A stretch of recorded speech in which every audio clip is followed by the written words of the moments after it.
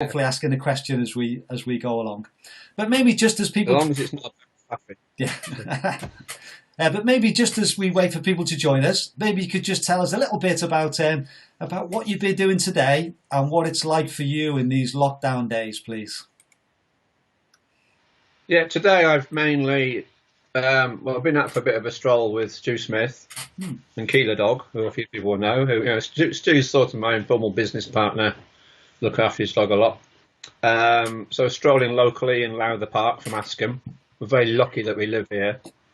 But also today's sort of creative project, apart from not email, is repairing a rucksack for someone. All right. So I put made a pocket, hip belt pocket, and the top panels for someone's rucksack. Yeah, I must admit, Joe, That's been today. yeah, I love seeing your posts on Facebook because you often say, "This is my desktop today," and you're either outside or you're at the sewing machine or you're looking over a map, and you've got a variety of things that you seem to be doing.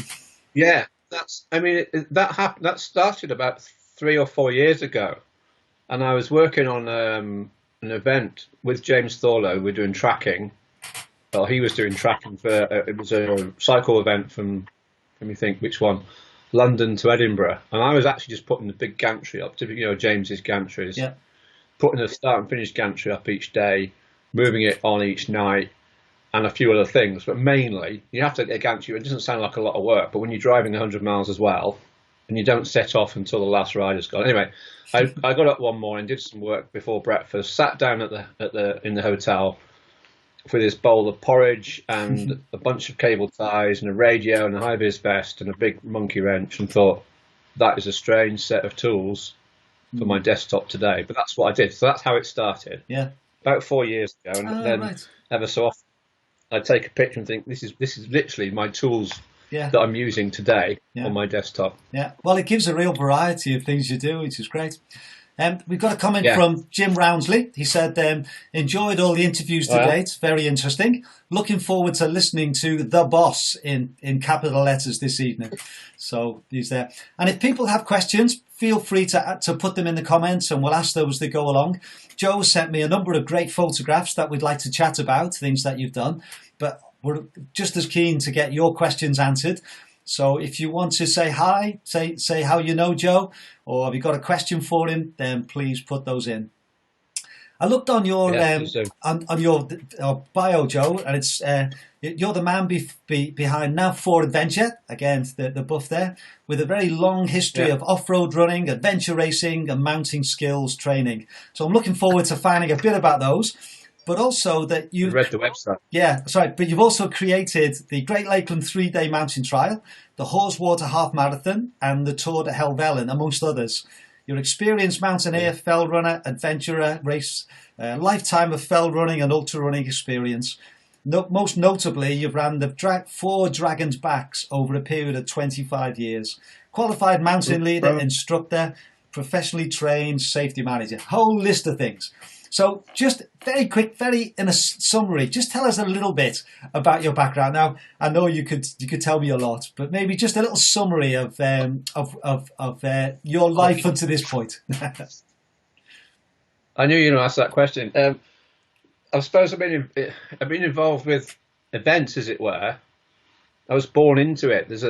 Right from the off, I'll explain. There's an event called the Longwind Hike that some people would have heard about. Yeah. Which is 52 years old, based in Shropshire, where I came from. And my family were basically instrumental in setting it up. So from the age of 6 or 7, that it was in our family life. Right. As soon as I was 16, I sort of expected to do it. So I did my first 50 mile when I was 16. Wow. And then, you learn a lot. Yeah, you learn a lot from being around events. I did it most years until I've missed a few, and then you work on the other side. It's very much based on the Fellsman. So that's been quite fundamental in my sort of running career. But I'm not a natural athlete, and I played rugby at that time, and I started jogging around the streets of the village under the cover of darkness to lose a bit of weight to play rugby. And 6 years later, I realised that the jogging, as it was then, because I'm talking about the 70s. Yeah. Yeah. enjoyable than getting beaten up on a rugby pitch 4 times a week. So that's how I got into it. But yeah, I've done all sorts of things, basically outdoor education, stroke people, outdoor gear, safety. So there's a common theme, but I have jumped about a bit with jobs and work. Yeah. And at what point did you move up to the Lake District then? Because that's where you're based now, isn't it? I moved up in '84 to come and work for Outward Bound Ullswater, which is again quite formative. I only worked there for 18 months. Started in January, which was quite unusual because most people do a summer season. I was relatively very young, actually. I was probably the youngest person to get a full-time job at Outward Bound. But I'd done like 3 or 4 summer seasons in Shropshire's Education Centre in Arthog, near Dolgethley. Oh, yeah. Right underneath Castle. Yeah. So, looking back now, I did an interview for someone recently about mountain leadership, or questionnaire mountain leadership decision making. I thought, well, I was very, very fortunate that I had some very good mentors at a very early age. So I was in that work environment literally from 16, 17, 18. So it's like a long time. Sometimes I know I feel like a dinosaur in this business because I've been doing it since then. Yeah. And all the risk assessments and training we have to do and tick off stuff now. Yeah. But that's my early years.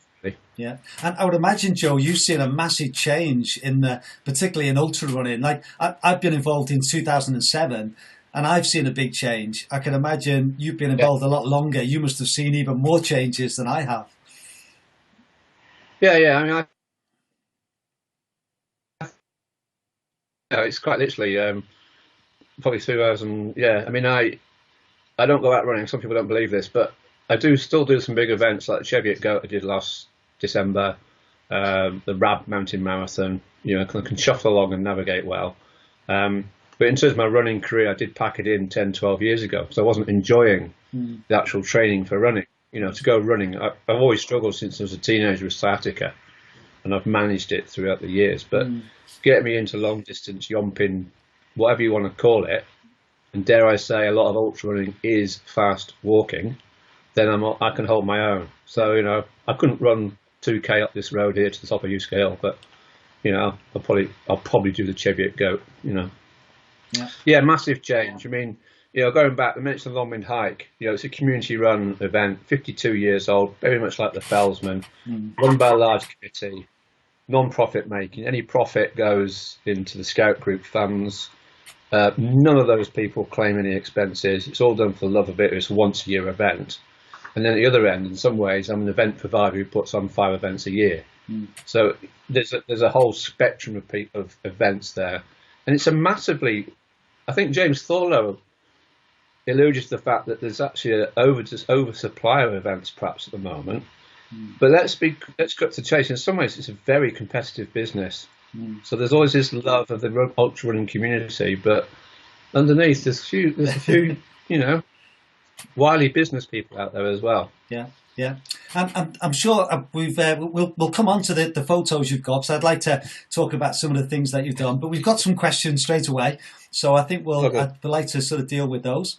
And Les Smith says, beer, Joe, where's the tea? And you did say you expected some comments about your tea drinking, so that's one. I told Les we're going to have an interval at 1:15, so we can all have a new pot of tea.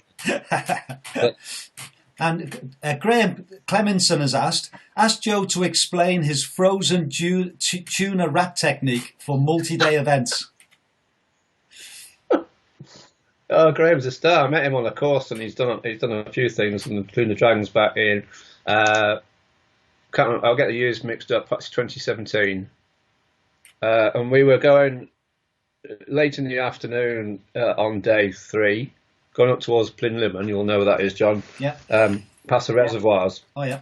Graham, he says someone else was with us as well, and I'm not great in the afternoon sun. He said, "What do you eat?" So I pulled out this. You imagine like a sausage roll type size thing wrapped in cling film, and it's actually it was a semi-frozen tuna mayonnaise wrap. So I make these up beforehand and freeze them, deep freeze them. Ah, right. They get wrapped up in your spare socks. So this is on day 3. I pulled out and showed it to him, and he said,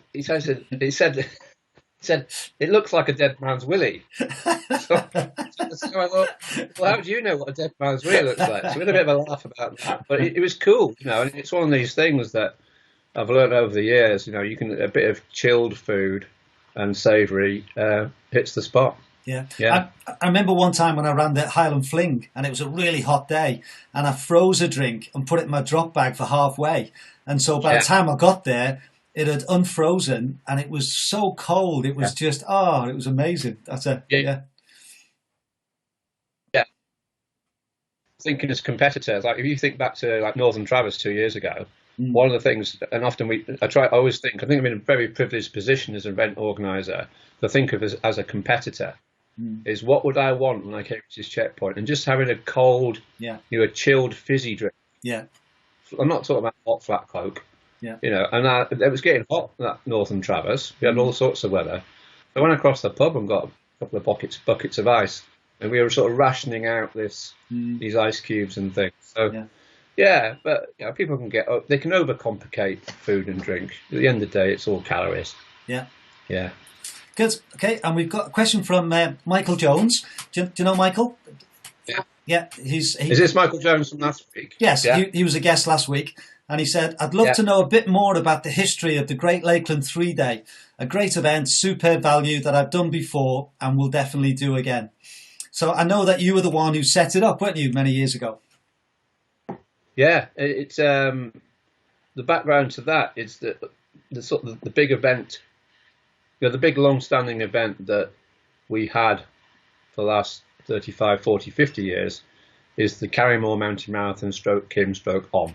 And that was the one big mountain running 2-day weekend. And when we say mountain marathon, it's the camping out format, because a lot of the industry's changed now, and you can get a marathon, you get a mountain marathon, it's 22 or 26 kilometers round some undulating ground. But, cut to chase, it's that overnight thing. So they were quite commonplace. So you got the Carrymore, let's think when it was, 1908. So it was still the Kim, had been the Carrymore, became the Kim. You had the Lamb and the Saunders. So that's 3 mountain marathons doing the 2-day format. And I thought, well, hang on. And this is 4 or 5 years after Dragon's Back, which is ahead of its time. I thought, what happens if we do 3 days? And basically my wife, Lindsay, who I just got together with then, waffled on about it for all winter. She said, well, just try it. So we tried it had to be a bank holiday weekend in May. Well, May was the best one. And we tried the 3-day format. And the format, that's how it's born. So, an evolution of the 2-day mountain marathons. Trying to put on a Dragon's Back or a multi-day thing would be enormous, because 92 Dragon's Back was basically underwritten by the army and the infrastructure, and we can come on to that if we need to. But so put on something which you can manage. And there was just 7 people on that first GL3D. Oh, wow. And it was, it was 3 days, and we thought, well, we enjoy running in the hills and want something which isn't boulder to boulder, stream junction to stream junction like a mountain marathon, but put some peaks in, put some valleys in, put some route choice in, and let's not oblige people to carry everything. Yeah. So you get an overnight bag, as you know, and you enjoy running light during the day, but still safe, and it sort of went from there. Yeah. Well, as you know, I did it last year and I absolutely loved it. Yeah. And I think that the fact that you have 3 different categories, was that always part of it? There's the cafe, the Wainwright, and the expert. Was that always part of the thinking? No, it wasn't. It was the way I pitched it was it was only one class and sort of 25 to 30 miles a day. And there's 2 guys called two Marks. He's never come back to me. Mark Barnes and Ian Barnes. Oh, I can't remember. There's a guy who worked at Climber Shop and a guy who worked at what was Lakes Runner in Ambleside. And they both, this is a few years later actually, they both wanted to extend it into 100 miler. So it's pre-Lakeland 100 days. And they thought that 100 miles in 3 days was okay. And I thought, that's going to be a bit tall, because we got into this 25 miles a day based on my 3 miles an hour, 8-hour day sort of thing. In the fells, this is, not running on the flat. It's the same. I've forgotten what I was going to say. Well, I just asked about the three classes. Yeah. Yeah, there's one class in a big triangle. Mm. So the first year we started at Dockwray, which was basically where I was living, and we did a big triangle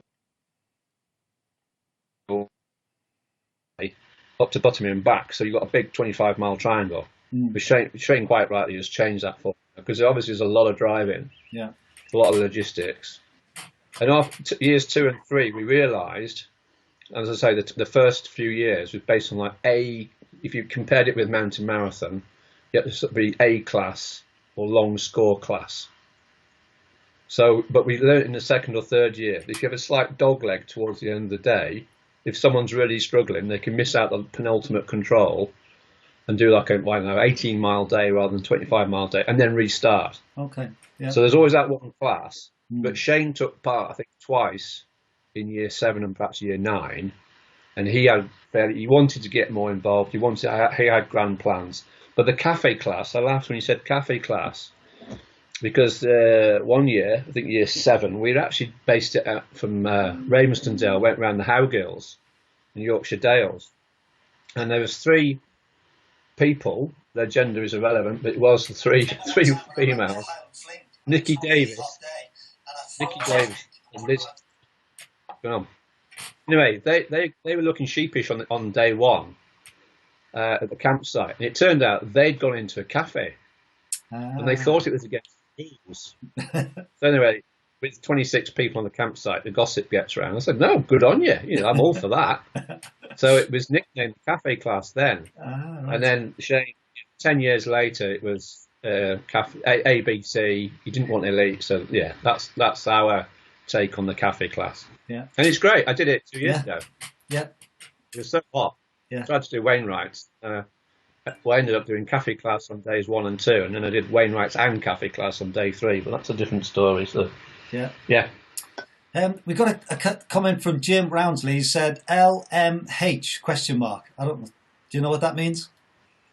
Yeah, well, I think he means long mid hike. Right, okay. You met Jim. He sort of manages our side farm checkpoint on Tura Helvellyn. Yeah, and does a lot of marshing. So he's from Shropshire. He teaches in Telford, and so he's a long mid hike sort of. Okay. Yeah.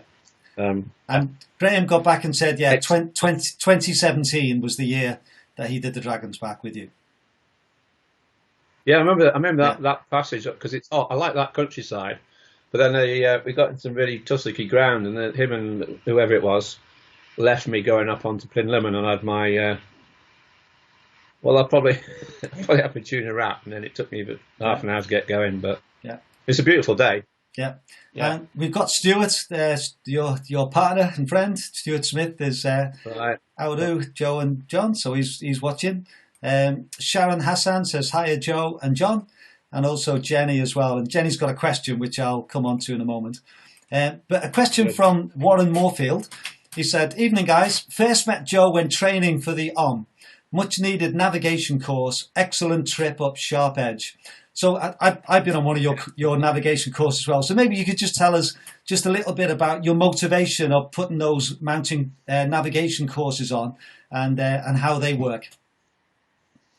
Yeah, it's definitely linked back to the mountain marathons, the Carrymore and Kim. There's 2 guys, I made some notes here, as you can tell. There's 2 guys who, Mike Parsons, who's still around, they're both in their 80s probably, these, no, Mike 70 odd. Mike was chairman of Carrymore, basically organised the Carrymore, then Kim Mountain Marathon. The Kim brand was what he developed out of Carrymore. And also a guy called Ken Ledward, who is, let's just describe him as Joss Neller's right-hand man. He is, anything Joss has done, Ken's beaten there. And Ken is, it's not 83, still going strong. And I met him, he's an outward bound instructor as of old. I met him years ago. Anyway, they came to me. They realised through the mountain marathons that people were entering the mountain marathon, suffering, perhaps not coming back, or they were getting. They said it took people 3 times at mountain marathon before they realised what was really involved. So they came up with the idea of a training course, and they got me in as young blood, quote, as a trainer to put it on. So, and that course was originally, I think, 22 years ago now. So we ran a course from their behalf. up through that time, and then in 2008, I think we're doing 4 a year weekend course. We formally became now 4, and so we're the original stuff like that. Loads of people, as I say, copied it, evolved it, publicised it, and that's how it happened. Yeah, I remember Warren. I remember Sharp Edge with Warren. He was yeah. Well, I know the one that I went on last year with Katrina. We both really enjoyed it and picked up some good tips. So recommend that. Yeah. Question from Jenny Rees Jenkins. I must say they're really good courses, Joe. They are. Sorry, go on. Yeah. A question from Jenny Rees Jenkins. Firstly, I just want to thank Joe and all his team for their help at events. I've learned so much about being in the mountains from them during events like Tour de Helvellyn. Their time is always greatly appreciated. Good. I just got a question now. I'm getting ready for my summer mountain leadership assessment. What one piece of advice would you give her? The summer assessment. I do a lot of assessing on those courses, and it's like any assessment. You just need to be yourself, be open and honest, not try to blag anything, which I'm sure she won't. Be confident. It's a very strange business because people think it's a really high level, and it is. It should be. It's a mountain leadership qualification which enables you to take anybody anywhere in the UK basically in summer. She's just got to be confident and don't try and second guess what they want. If she doesn't understand what's expected of her from the assessor, then that reflects badly on the assessor actually. So I run my assessments quite openly. I said, if you don't, I don't want you second guessing what I'm trying to see here. And also over the course of a week, I think it's a 5-day assessment, you can't hide. That you're gonna. Some people, a lot. You're gonna get found out, but get your gear organised, pack light, don't skimp on food, don't take loads of spare kit. It's travelling in the mountains, and I think she'll be fine. Yeah, I'm sure she'll love it, and she'll be able to put into practice all the things she's learned from you. Yeah. Jen Scotney, hi Joe and John. No serious training and running questions here. You're out of my league for that, but I'm not sure that's true. But please, can we have your funniest mountain marathon story and your funniest Stu Smith story?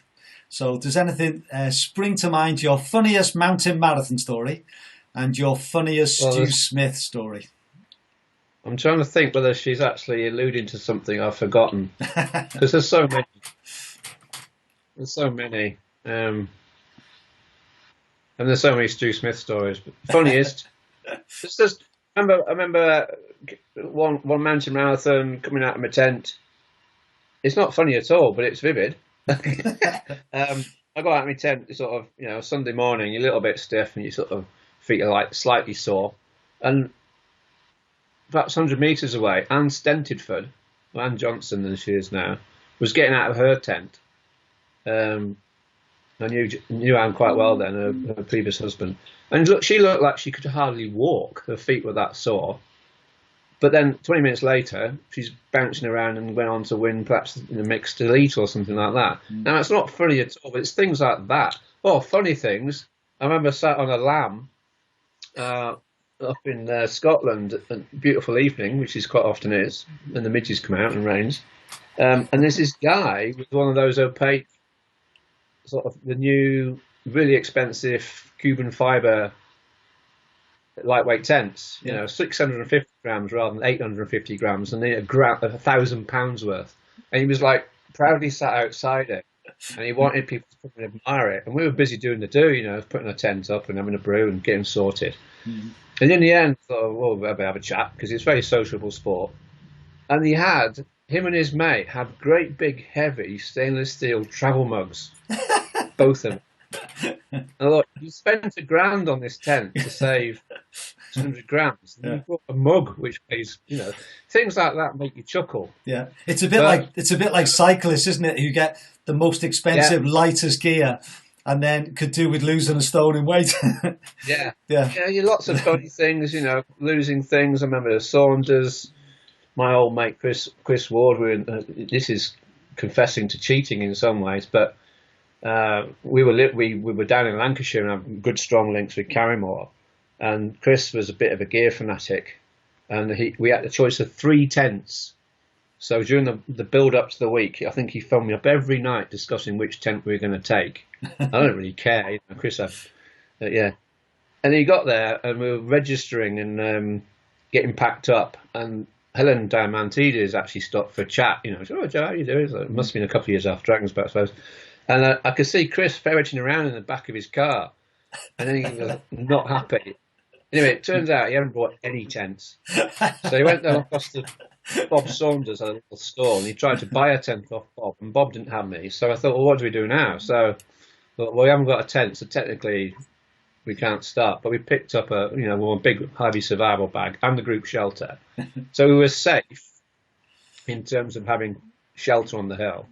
And we did day one, and then we arranged through probably spent smoke signals or a pigeon or something to give us a tent in the evening. We had to sneak out the campsite and get this tent. But, you know, it was just one of those things that was so funny. Yeah.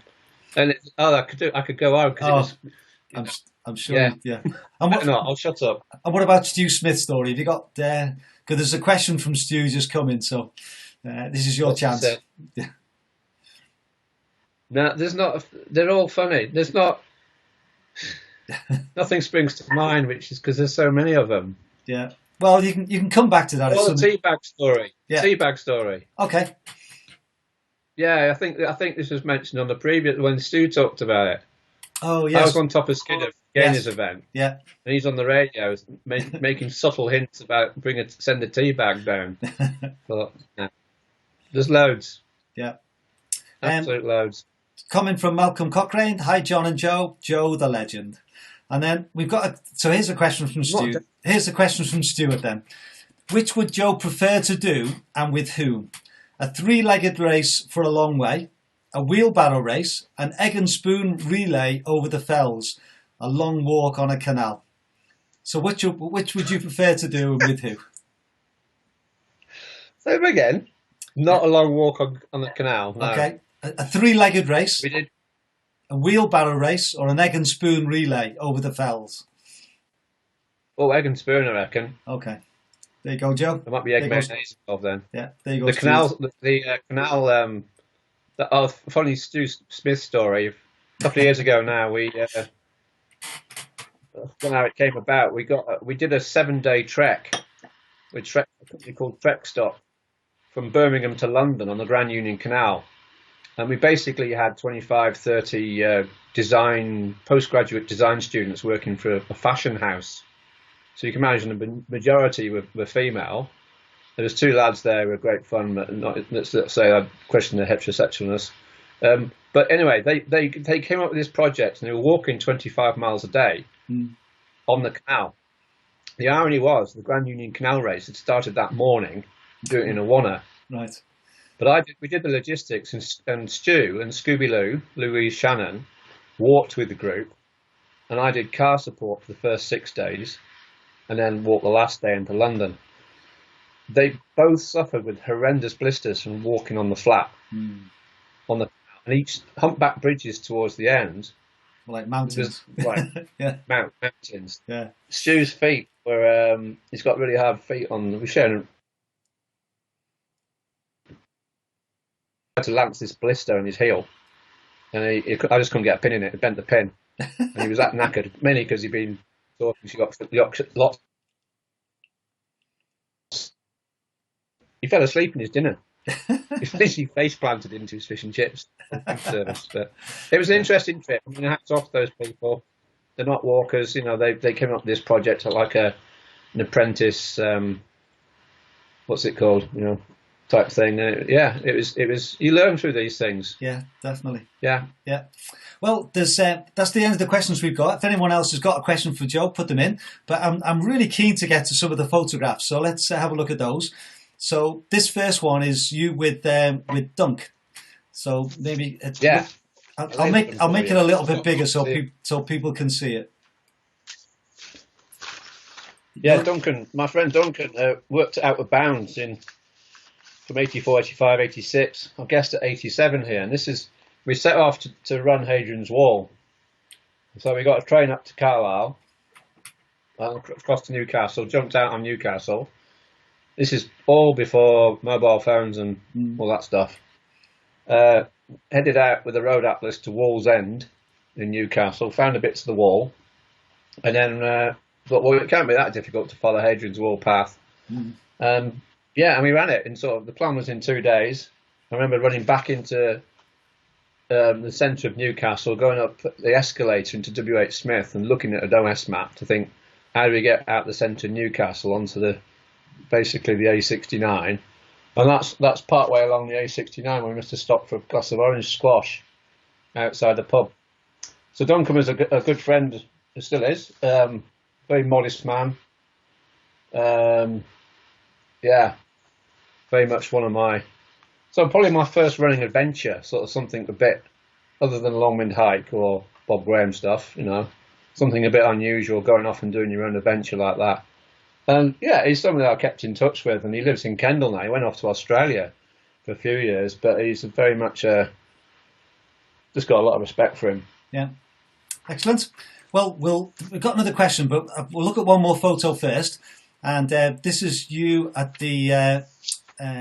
There's lots of lots of boards, so it looks like it.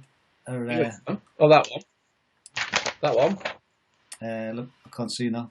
Yeah, that's the one. Yeah. Right. This it flows on, because what I tried to do, I ended up with about 20 pictures. I tried to pick out things people might not know that I've done, or show a variety. This is in Sydney, in Australia. A couple of years later, I went out to visit Duncan.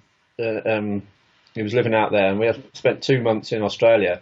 We tried to do some running adventures, such as Hadrian's Wall, but they don't have it in Australia. So all we could come up with was this 24-hour track race. So I like this picture because these are the leaderboard. This is before the start. I don't know if you can see the quality, because this is an old print I've scanned. This is people's names on pieces of board, which they slide in. Okay, yeah. So there's 57 people. Is it 37? Down the bottom here, I'm pretty sure, cut off from the photograph, is a guy called Cliffy Young, who's quite a legendary sheep farmer or something from anyway. So I did this 24-hour track race, and I just learned a lot from it. It was like, well, nothing else to do outside the box, so I ran around a track for 24 hours, and I quite enjoyed it. Yeah. But it's all Duncan's fault. Yeah. It's a very different challenge, isn't it? And I remember when we ran together on the first day of Dragon's Back last year, and you were telling me, I remember you telling me about that race, and it really surprised me that you'd done it, because I've always seen you as someone who loves to be in the mountains. And so to be willing to do a 24-hour track race just seemed to be the opposite of what I thought you would do somehow. Yeah, I did all right. I did all right pacing it. The leaderboards to me are quite interesting, because I think there's 5 of those boards. I'll hold them up, I know you can see them. Yeah. And after 2 hours, they put you in the leaderboard order. Yeah. And after 2 hours, I was on board 5, page 5. Yeah. After 4 hours, I was on page 4. And then, top of page 4. After 6, and I very slowly went up. So after 18 hours, I was on page 1. Yeah, well done. And you come back every hour after that, they updated it. So you quite literally saw your name going up the leaderboard. Yeah. And my steady 4.8 miles per hour, at 2 in the morning, I was moving the fastest on the track. Yeah, that's the way to do it, isn't it? I ended up 6th overall, and they invited me back to do the Westfield the year after, but nice. That would have cost me 20 grand, which wasn't going to happen. So, yeah, a lot learned. Yeah, that's really interesting. Okay, before we get to the next one, a couple of comments. One from Ian Cowie. Hi, Joe. Are you looking after my brush? Yeah. Now, it's funny, because a picture of Ian Cowie sweeping the village hall was in that top 12. It nearly went in. Oh, okay. But I decided that the pictures ought to have me in it. I would quite happily put up pictures, 7 other pictures of other people doing stuff around me, as it were. But Ian's, Ian. Ian's a star man. Yeah. Hope he's well. And Jim Ronsley's come back. He's just talking about the multi-day races and what happens. And he said, I've heard Joe has a really efficient way of packing up those big tents. Can you explain? Yeah, there's a video just gone up. It's 2 years since just gone, isn't it? It's 2 years that Cape Wrath happened. Is that right? Yeah. Yeah. And Northern Traverse, the tents that the Northern Traverse tents are borrowed off Shane, so those Dragon's Back bungalows we call them. Up at the Lion Inn on Northern Traverse, we've got time on our hands because I think the checkpoint was open for 66 hours or something, and we had 4 tents up, and we were taking them down. Had hours to take them down, take one down each day, sort of thing. And I just made it really neat. They were dry, and I know they go back into Shane's store, so I want to make sure they're proper dry. So I did a proper job of drying them out and rolling them up. And basically, I'm just rolling around on it, and sort of, looks a bit obscene at times, but yeah, it was all right. But the final day, the storm came in a bit, and I had to take one down on my own. Well, I did them all on my own. And stuff it in a bag, So yeah, there's a humorous video going around somewhere. Yeah. But as you know, on Dragon's Back and Cape Wrath, there's those volunteers putting those tents up. They work hard. It's behind the scenes stuff. Shane's video or Shane's film from last year's Dragon's Back, sort of behind the scenes, focusing on the event team, was really, really good. Yeah. I was meant to be going on the event team this week. It should have been going up on Friday to help with the Cape Wrath for this year, but obviously it's all been I would have been in the thick of it. All been put back a year. I would be in the thick of it now. I would be up there. I think I was contracted for Monday, right? Because I was going to be working with Sandra. Yeah. All right. Doing your pots. Gopher. Yeah. Yeah. Yeah. Okay, let's go look at the next photo. This one is of you in a back of the car with a number 19 bib on. Yeah, it's the Hebridean Challenge, which I think was 2004. There's a new it was a week-long adventure race, which does the length of the Hebrides. Obviously, canoeing on the sea. This sounds stupid, but I only went along solo. I remember would be emailing or writing even, to organiser Steph and saying, as long as I can basically canoe on the sea between the islands, ride a bike on tarmac and run the mountains, I'll come and take part. But I don't want to be doing anything contrived. And that's what it was as a solo competitor. There's a few teams out there, and I've been up in 1999 to support a team. The original head was a team of 5, and you perm any sort of 2 or 3 out of activities between kayaking, biking and running. And it's rough as hell up there on the mountains. Yeah. There is some good mountain biking. So I supported a team of Martin Stone got me involved with Mark Hartell, Mark Seddon, Craig Harwood, who sadly no longer with us, died in a climbing accident last year, and a sea kayaker called Sam. So usually a specialist sea kayakist person. Crazy event, it was of its time, but I was lucky enough to do it solo. Interesting thing, I came in the top 3. That's only because there's only 3 competitors. In the solo class, there was 2 brothers, Paddy and Mark, who I see occasionally now at mountain marathons, right? Who were I don't think they were twin brothers because they're very different shape, but they were very competitive, and they were sort of doing 6-hour days and finishing 90 seconds apart.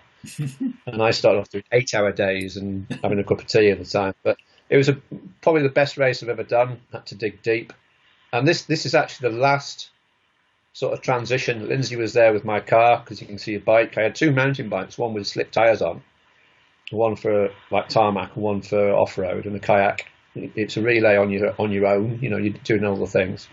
And I'm about to go off on the final 10k run into Stornoway, and it's just an interesting navigational run. You have to have your wits about it. So, yeah, I've just come off a 30-mile bike leg. And at the time, it's one of the times when my sciatica was really bad. So I could cycle sort of 10 miles on tarmac, and then I'd just get off and have to stand upright for a bit.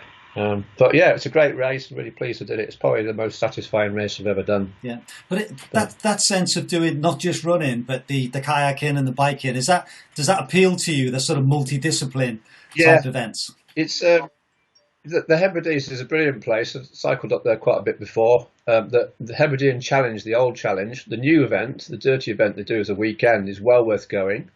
It was supposed to be in September the 3rd, 4th.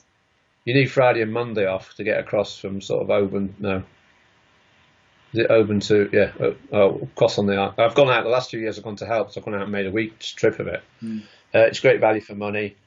It's simplified so it's accessible in a weekend. Whereas the old Heb doing 5 days, you're looking at like a 9-day trip from most parts of the UK. Yeah. And again, the events have changed because you can go to the Alps, you can get to France, you can go to Spain, you can do stuff in all that lot cheaper than you can get to the Hebrides. But it's a great shame. Yeah. You know? Yeah.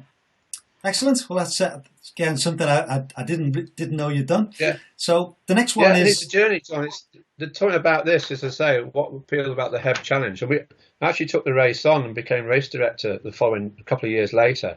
But the funding had dropped off because it was funded through the Highlands and Isles Development Council. So it was a subsidised race, but the price had to go up because it was successful. It lost its funding after 10 years. And one of the first things I had to do as a race director was to cancel it 1 year because we just hadn't got stuff in place. Yeah. And then we put another one on, and we went from the Isle of Barra to the Butt of Lewis. We called it the B2B. And it was very much a low-key race. And it was the journey from one end of the islands to the other.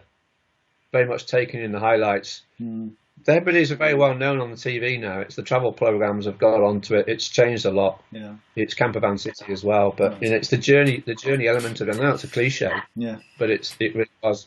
Yeah, definitely. And then the next photo you got is Stye Head, and that's with you and is that Stuart? Yeah, this is probably 5 years ago. This shows up what we do. We've got a high-vis vest on. We're at Stye Head Stretcher Box. It's the Scaffold Trail Marathon, which high terrain events put on. Itself a bit intriguing. I would not describe going over Scaffold Pike as a trail. That's a big debate for a different forum, perhaps. But I've been up on the top as Summit Marshal. Stu had been at the Stretcher Box, which is like the pivot point. Yeah, I've got a radio in my hand. So we're in radio comms and we sort of clear the course and we provide a safety cover and a high level of mobile instant response. But yeah, you can see I'm dressed to be moving fast on the hill. I time it so I'm on the summit for the minimum amount of time. You see on the summit like that and you always get lots of comments from the hill walkers saying, oh, you got the short straw. Yeah. I'm sat in a required amount of clothing, bivvy bag, stuff like that. I remember one time I was up there and this guy said, oh, you got the short straw, haven't you? And I said, well, I can think of worse things to do for a living. Yeah. And he went quiet and he said, I said, what do you do for a living? He said, I'm a solicitor. I said, all right, okay. Just left it at that. Yeah. Well, we spend a lot of time in event safety sitting around in wet and cold. Yeah. Which fires up, even going back to my early years with the Longmid hike. As I said, I did it when I was 16, 17, 18, 19, 20. And I remember 1 year, perhaps early 20s, I didn't do it because of illness or something. And I ended up, and this happened to me on the Fellsman 2 or 3 years ago, I went along to see their fell track timing system in place. And the people who were supposed to do the last checkpoint dropped out last minute. So in my basic hill walking bivvying kit, I got the train down and jumped across. I did a checkpoint on the Fellsman, and you learn that sitting around on cold hilltops, there's a skill involved. But anyway, yeah, we do a lot of sitting about. Yeah, I was just going to say to you, I think it's one of those jobs, one of those roles that those of us who take part in Dragon's Back and these events don't really appreciate just what it means to have you there. And one of the reasons I wanted to get you on today was to find out a little bit about that, because I think we take people like yourself for granted at times, and unless we need you, we don't really know just what you do. So I would imagine it's one of those jobs where you could be sitting around most of the day, and then when you're called on, it's fully into action, isn't it? And it's life and death, baby. It's changed a lot in the last 5 years. James Thorlow's tracking system, I think Stu mentioned this when he talked to Stu. Working for James, I often spend 4 or 5 days sat in James's office in Cumbria, tracking events around the country. Right. Bike rides and things like that, and acting as an event control centre. using Shane's example, we've got trackers on people. They're watching our dots move. I'm very conscious when I've got a tracker on that my dot is, people what are doing, they're waiting for me to go wrong, basically. Dragon's Back must be hilarious. I know people who just wearing pants and I go in the wrong direction.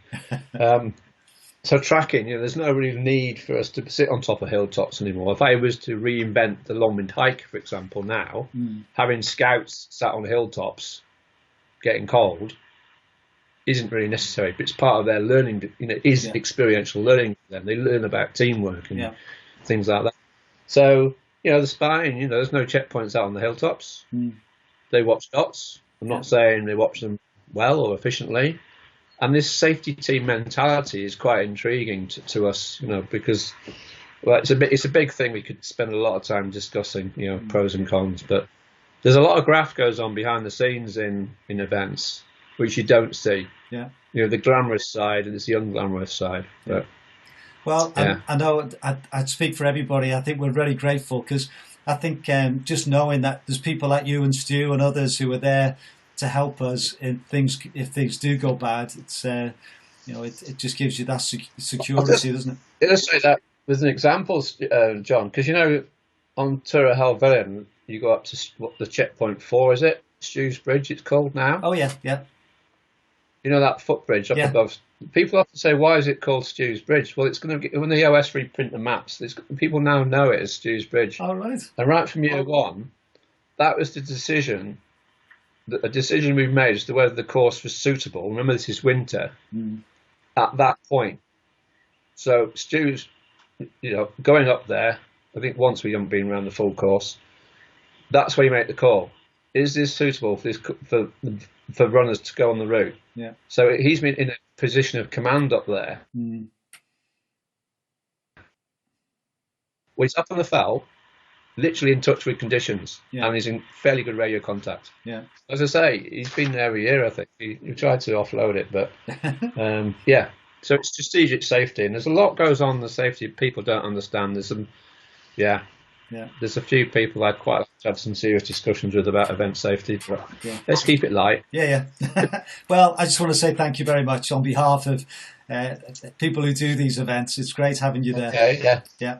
Okay, the next photo is Cribgoch, and this is probably one of the most famous bits of the Dragon's Back on day one, where you sort of go up and over Cribgoch. And I think last year we were round about there similar time. Or I think I went past you because you were having about 4 cups of tea at Penny Pass before heading up. But two cups of tea, John. No, I'm sure it was more than 2. No, I had one. I had £2.50 in my back pocket, my zip pocket with my shorts for that cup of tea, and I enjoyed it so much. I had to break into my £20 note in your rucksack to get a second one. I sat there and thought, I'm going to have another one. So yeah. Well, this is Cribgoch. It's not in the race. It's I think it's March time last year. We'd done this is Caroline and Jane. I've worked with Kate and doing. I only did weekend 1 on the recce's, the official recce's. Again, interesting learning experience for a lot of people. But it was very snowy, very, very snowy. So we only managed to do that third of day 1 on the Saturday. But anyway, these are 2 people, Caroline and Jane, who were on that recce. We went back a few weeks later. We kept in touch. They were particularly worried about Cribgoch. So a few weeks later, we went back when the snow had cleared, and we had a glorious day up there. Cold and windy. There's a video I put up yesterday as well. You can see the exposure. It was just really great coaching these people up there. And I did it as a freebie. It's not, I just felt that I think they offered to pay me some expenses, and I just said, give us what you think I'm worth, sort of thing, and they covered my tea bill, so that's pretty good. But I was in the area, happy to go back, and they were particularly worried about the scrambling on Cribgoch. Yeah. Coached them through that. We had a great time, overjoyed, and we came down. So it just sums up that whole training process last March of doing the recce's, having people come on those recce's who weren't actually buying into the process. We had people up on day 1 on the recce who were in shorts and not listening to advice and expecting it to be a breeze. Literally I paid my money, you get me to the end. And the mountains don't work like that. No. So Peyton especially is heading up that team. It was a hard day's work. Yeah. But as I say, so we went back to these people 3, 4, 5 weeks later and got Cribcock done. Yeah. Just on Cribcock, Joe. I know when I've done it, so particularly last year in the Dragon's Back, I always go slightly to the left so I can hold on a little bit. And I remember there was a line of us, and then there was a girl who came across and she had a rucksack with a Welsh flag on, so I assumed she was local. And she just skipped across the top, looked really confident. Yeah. So are you someone who skips across the top, or are you like me where you sort of, you're holding on a bit? It's a bit of both. I mean, I think I know what you mean. I think I did it 7 times last spring in total. But I think 4 times, I think on 4 occasions I went to Snowdonia to do stuff with people. Then we didn't do Cribcock. But I think in total I did it 7 times. And each day is different. It depends on the wind direction and dampness. It's actually really grippy rock. There's some loose rock. If it's dry and breezy and you're feeling confident, quite near, you can move fast. But often it's breezy and wet and greasy, and you need to be slightly off the summit so you've got your hands on the sort of handrail up here, and it's more steep on that side, as you can see.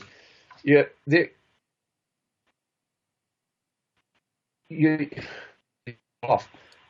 won't die if you fall to the left. Yeah. So keep off the top, and every time you do it, it feels differently. I hadn't done it for several years. I went back 4 years ago and did it. I thought, bloody hell, this is hard. It's very hard to get freaked out on the first bit. Yeah. But that's why it was really good to take Caroline and Jane up there, because they were really, really anxious about it. Yeah. And then within 20 minutes, they're moving really well. Yeah. And it's like a lot of the teaching, the coaching we do on outdoors. It's getting people to think about how they're feeling about something. Yeah.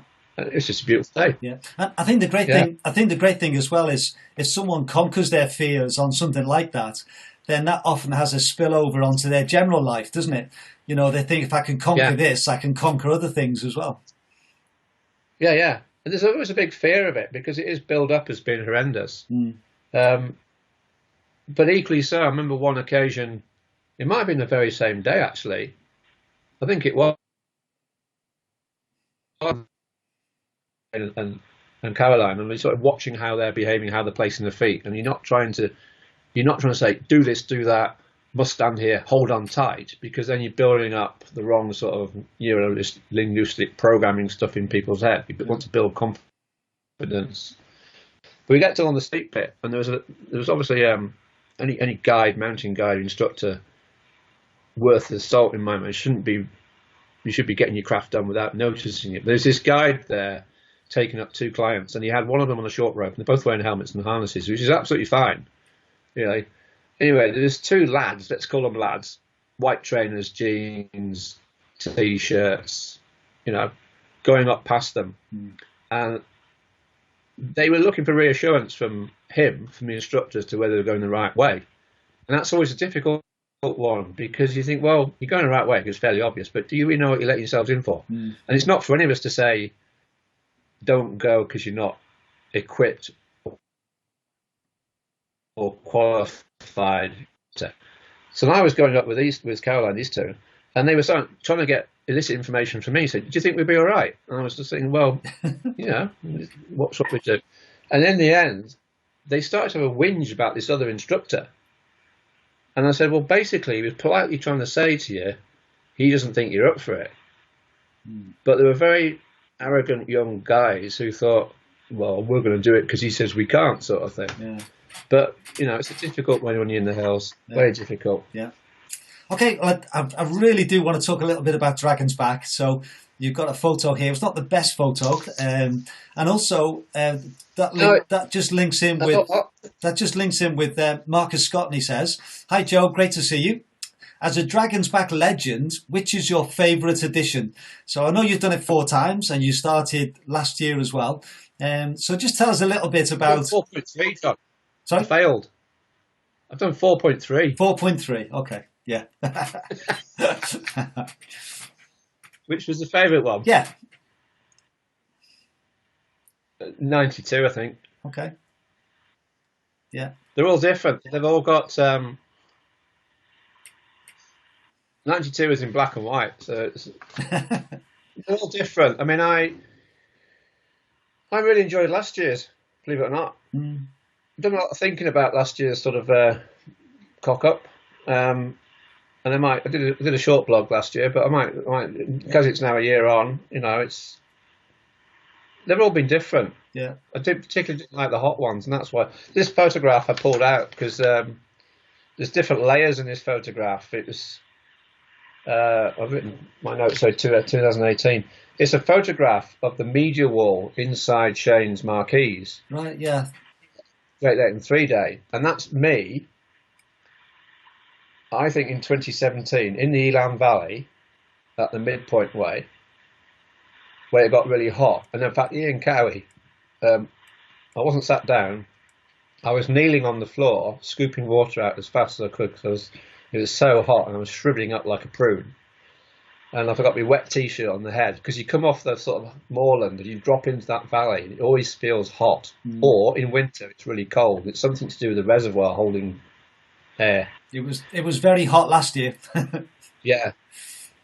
So I mean I pulled it out because it's a picture of me on the Great Lakeland storyboard, but it's me in 2017 in the Dragon's Back, and I just thought, yeah, got my big plastic mug. Yeah, and again, I think you must have seen a big change because I know in 1992 you had to have a partner. You didn't know the course. You were given a map as you started. It was quite a different event to what it is now, where you can have the GPX. You know where the route is. I recce'd the whole route before I did it, so it's quite a different event now, isn't it, to what it was when it started, and it's more accessible for people, I think. But for someone like yourself who's done them all. It's quite, must be quite interesting to see it developing and changing. But things do develop. Nothing stays the same. You know, if we use the Longwind hike as Fellsman, you know, people know the Fellsman more than the Longwind hike. It took me a long time to gently. I'm not really involved anymore now because it's my brother stood down as the chairman of the group and the successor's taken on. And last year I went down to sort of help out and never really did anything. You know, I didn't have a direct role, but through that, it took like 12 or 15 years to get bits of rules, kit check rules changed, because that sort of event's very much run by a committee and it not being disrespectful whatsoever. They're very well meaning. It's managed by a committee, and you get that sort of community thing. Whereas the irony is, if a couple of years ago my brother said, "Come down, just do your sort of with your professional hat on, and tell us what we need to do." And he said, "I want 7 things that we need to look at." And I gave him 7. They haven't acted on it. Yeah. You know, that doesn't bother me. One of the things is, kit checks and stuff like that. What's happening, John? Sorry, my screen's falling down. There you go. Yeah. Sorry. It's little things like having scissors in your first aid kit. You know, that's on the kit list. What's the point in that? So things evolve, and Shane's evolved the event. You know, you do an event to bring more people. There was the big sort of dilemma, or the big debate a couple of years ago was the mandatory route. It's now a mandatory route. But it's only mandatory route through the farmland to keep you on rights of way. And in some ways, that's part of the course. But some people don't understand that when you go through farmland, which is an open access, you have to be on rights of way. So it's there to protect everybody in some ways. It's bigger, things get less friendly, but things move on. Nothing stays the same. So they're all different. Yeah. And I think one of the good things, I think if you can evolve with it, because I think sometimes people get a bit nostalgic and it wasn't as they did it and they almost lose interest in it. Whereas I get the impression that you've evolved with it and you enjoy it, as you said, you enjoyed last year's one just as much as the first one in a sense. I enjoyed last year's one once I realised when my skills were best lay. I mean, let's be totally honest about it. I missed the cut-off on day 2. And there's a little catalogue of errors that I made. I was a bit complacent on that morning. It's day 2. I've coached and mentored. I don't do professional coaching, but I mentor a lot of people who I've got time for.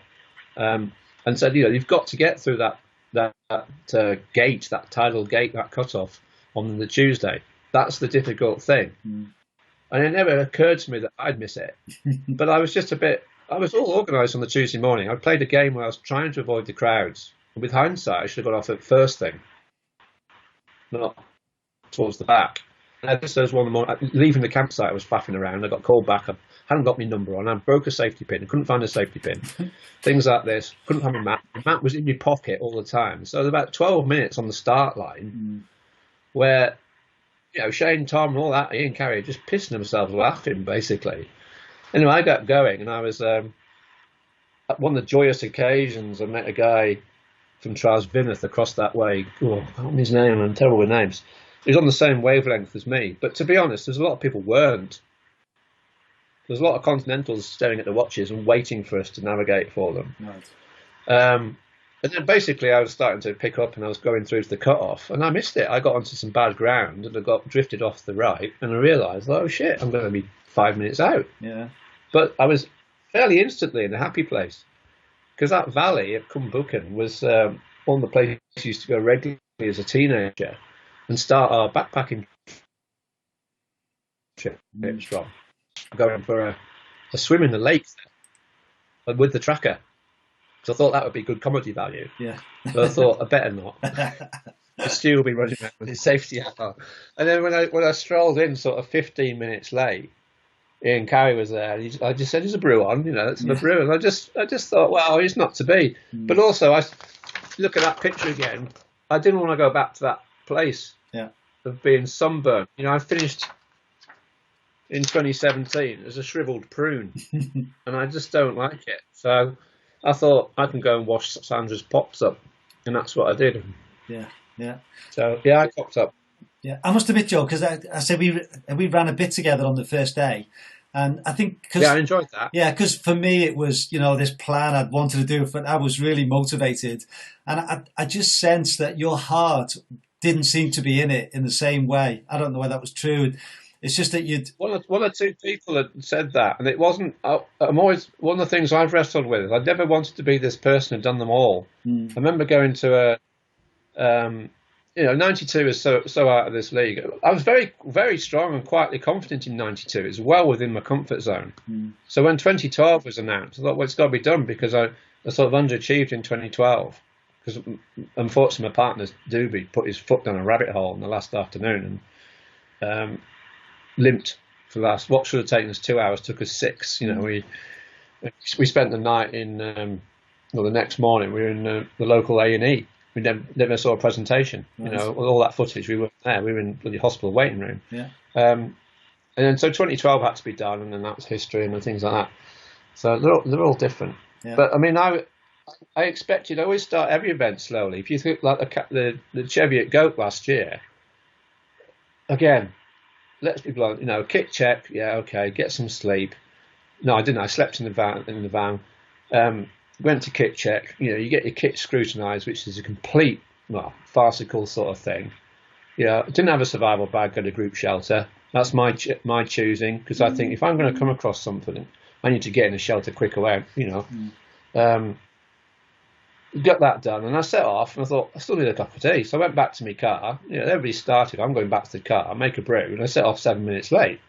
But I finished in the top half. That's just how I roll. And you could say it's arrogance, or it's am I complacent? There's 5 C's in navigation, and perhaps I was complacent at Dragon's Back.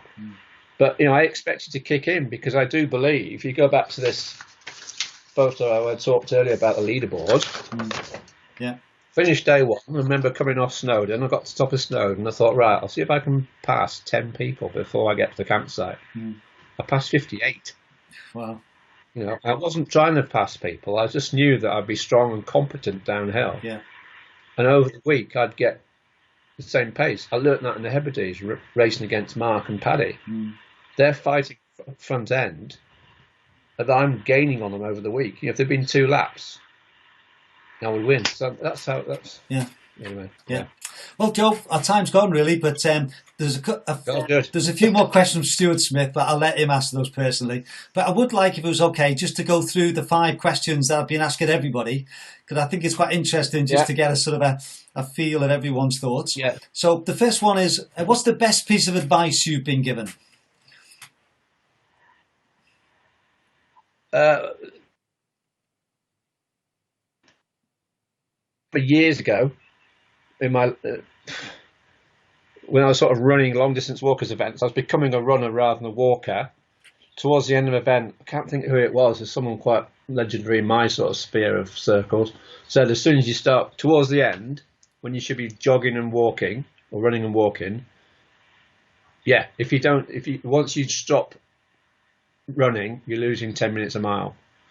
And when I did the 24-hour track race, I said I went through 100 miles in 20 hours, which because it's measured in kilometres, I was measuring in imperial. So I did my 20, which isn't that fast, but it's a goal for me. And then I had a bit of a dip, and I went off the track, went to the loo, and there's a guy called one of the leading lights of the club there. I can't remember his name. Came across and he gave me a bit of a pep talk. He said, "This is where the race starts. Yeah. This is where you keep running. The next 4 hours is where you put the miles in." Yeah. So that sort of pacing advice. There's lots of advice about that, but negative splits, pace it well. That's the piece of advice, or lots of bits of advice which I think is important. Yeah, excellent. That and navigate. Yeah, run as fast as you can navigate, not the other way around. Okay, yeah, and I think that feeling of finishing well, it's more enjoyable as well, isn't it? Because if you're catching people over the last third, it makes a big difference mentally, doesn't it? Yeah, yeah, definitely. Okay, second question is, what's your favourite piece of kit, if you've got one? Windproof. Right, okay. A windproof shirt or gilet. Yeah. Underrated. Been around for years. Yeah. And just keeping that core temperature, right? Yeah. Not a waterproof. People say, we have it on all the course, I've got this breathable waterproof. It's only 125 grams. It costs me 420 quid. You think, okay, go and buy a piece of Pertex. Oh, a piece of Pertex isn't waterproof. It's not got tape seam. They're missing the point. Windproofs work. Yeah. Save you waterproof for when it's raining. You'll have seen me being a windproofed shell. It's 40-year-old, 50-year-old technology. That's what they wear in the Arctic. Windproofs, not waterproofs. Yeah. Okay. That experience there. Any brands do. Yeah. Thank you. Yeah. If you've got a go-to food in a long ultra, if you've got particular food that you can always stomach and helps you. Yeah, Dead Man's Willies. Yeah. I'm going to try that. That sounds great. Olives. Olives. Little round gobs. Yeah. Okay. Olives. Yeah, discovered olives a few years ago. Right. Stuff you can buy in the supermarket. Cheese and tomato cubes. So like the cherry tomatoes, chop up cubes of cheese. It's about the same size as the tomatoes. And then checkerboard them in a little bag, and you've got a little picnic on the way. Okay. Some great olives. Great advice there. If you could do one more ultra, which one would it be?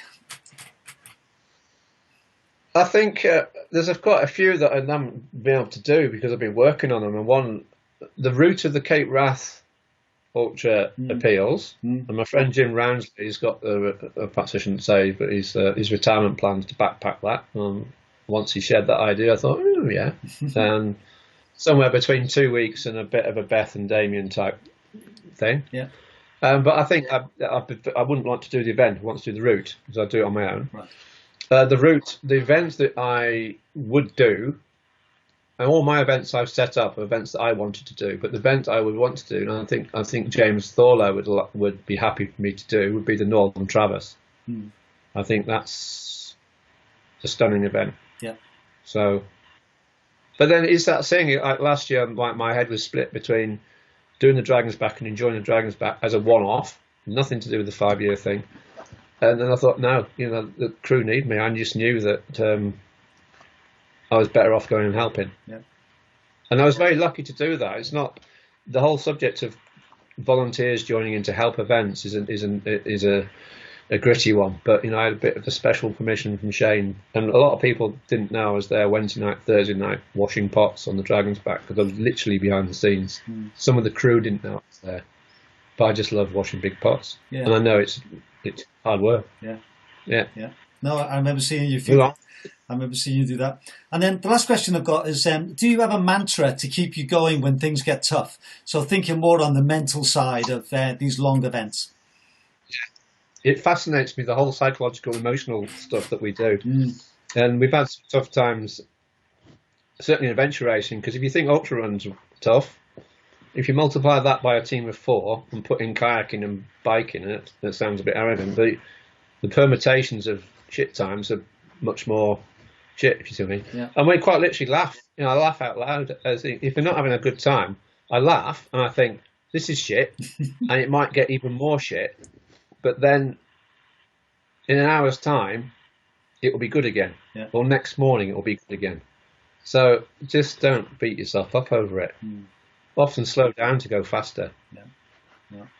It's fascinating, Joe, chatting to you, because I think the experience you've had over a number of years, both in your own races and seeing others, it's sort of some really good advice and wisdom there. So thank you very much. I'll just put one comment on. This is from Stuart. He says, thank you very much to Joe and John and Joe for another interesting interview covering a broad spectrum of being on both sides of events over a long period of time. Cheers. And hopefully other people feel the same as well. So that's great. So I just want to say thank you so much, Joe. And my pleasure. I'm hoping to be at I've entered your Tour of Helvellyn, so I'm hoping that one might still be on. That's the end of December. So it'll be great if that event still happens. But if not, it'll be next year. Absolutely, yeah. It's got to be on. We can't sustain this. There'll be a revolution. Yeah. Yeah. Well, all the best with the things that you're doing, and I say just really appreciate your time this evening. It's been great to chat to you, and I know people watching will have enjoyed it, and those who will watch in the next few days as well. So thank you very much, and goodbye. No, thank you, John. Thank you. Yeah, Thanks a lot. Just to let you know, I've got 2 more lined up next week. Next Tuesday, I've got Sharon Gator, and next Thursday, I've got Mimi Anderson. And then the following week, I've got Nikki Spinks a week on Tuesday. So got some more good people lined up to chat to. So good night, everybody. Brilliant. And thank you very much. Good night, everybody. Thanks, John.